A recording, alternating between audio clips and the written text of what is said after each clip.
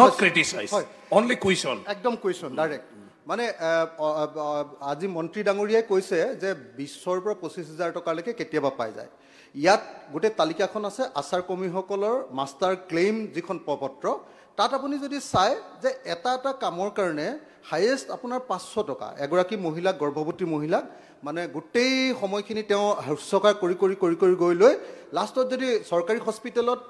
সন্তান জন্ম দিয়ে টকা 500 পায় মাজতে যদি তেওঁ ঘৰতে জন্ম দি দিয়ে তেতিয়াহ'লে সেই পইচাটোও নাপায় আশা কৰ্মীসকলৰ ইমান কষ্ট কিন্তু তাৰ পাছত যেটো পইচা পায় হেতু 1000 টকা ৰাজ্য চৰকাৰ তাকো নিয়মীয়াকৈ মাজে নিদিয়ে আৰু কেন্দ্ৰীয় চৰকাৰ 2000 টকা 3000 টকা পৃথিৱীৰ কোনো মানুহ চলিব নোৱাৰে আৰু এক ক্লেইমৰ পৰা কেতিয়াবা 1500 টকাও নাপায় এমাহত কেতিয়াবা 1500 টকাও নাপায়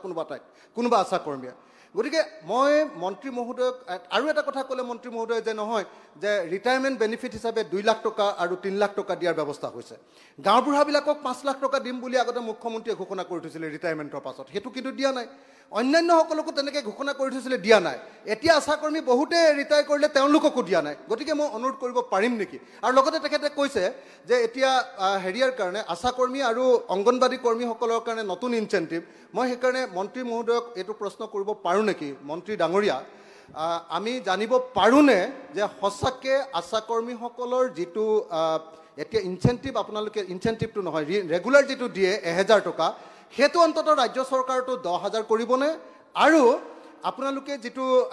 আপোনাৰ এই যেটো ইনচেন্টিভৰ যিখন তালিকা এই তালিকাখন অকনমান বৰ্ধিত কৰি তেওঁলোকক আৰু কিছু সা সুবিধা প্ৰদান কৰিবনে লগতে তেওঁলোকক নিয়মীয়াকৰণ কৰাৰ ব্যৱস্থা গ্ৰহণ কৰিবনে অলৰেডি ৰিপ্লাই দিছে তালিকাখন আছে আচাৰ কৰ্মীসকলৰ মাষ্টাৰ ক্লেইম যিখন পত্ৰ তাত আপুনি যদি চাই যে এটা কামৰ কাৰণে হাইয়েষ্ট আপোনাৰ 500 টকা এগৰাকী মহিলা গৰ্ভৱতী মহিলা মানে গোটেই সময়খিনি তেওঁ হস্যকাৰ কৰি গৈ লৈ লাষ্টত যদি চৰকাৰী হস্পিটেলত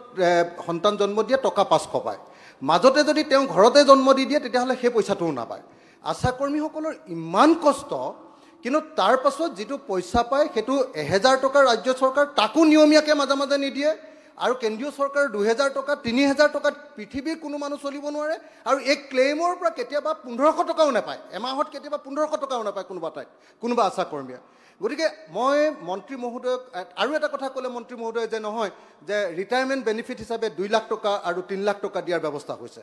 গাঁও বুঢ়াবিলাকক 5 লাখ টকা দিম বুলি আগতে মুখ্যমন্ত্ৰীয়ে ঘোষণা কৰি থৈছিল ৰিটায়াৰমেণ্টৰ পাছত হেতু কিন্তু দিয়া নাই অন্যান্য সকলকো তেনেকৈ ঘোষণা কৰি থৈছিল দিয়া নাই এতিয়া আশা কৰ্মী বহুতে ৰিটায়াৰ কৰিলে তেওঁলোককো দিয়া নাই গতিকে মই অনুৰোধ কৰিব পাৰিম নেকি আৰু লগতে তেখেতে কৈছে যে এতিয়া হেৰিয়াৰ কাৰণে আশা কৰ্মী আৰু অংগনবাদী কৰ্মীসকলৰ কাৰণে নতুন ইনচেন্টিভ মই সেইকাৰণে মন্ত্ৰী মহোদয়ক এইটো প্ৰশ্ন কৰিব পাৰোঁ নেকি মন্ত্ৰী ডাঙৰীয়া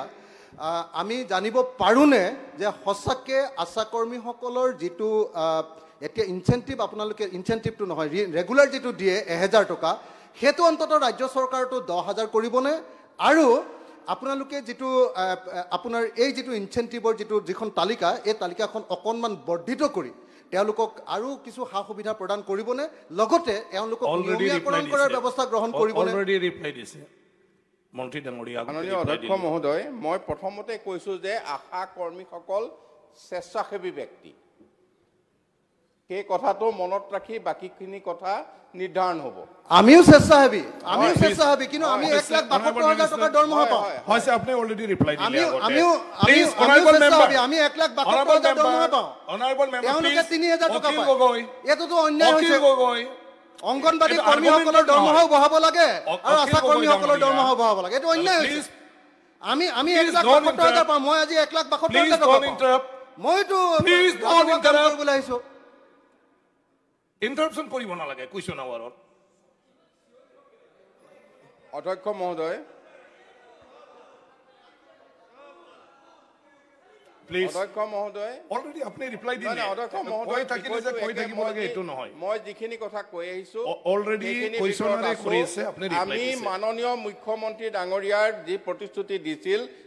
তাৰ মতে আমি ৰিটায়াৰমেণ্ট বেনিফিট আমি আৰম্ভ কৰিছো 2 লাখ টকা আৰু 3 লাখ টকা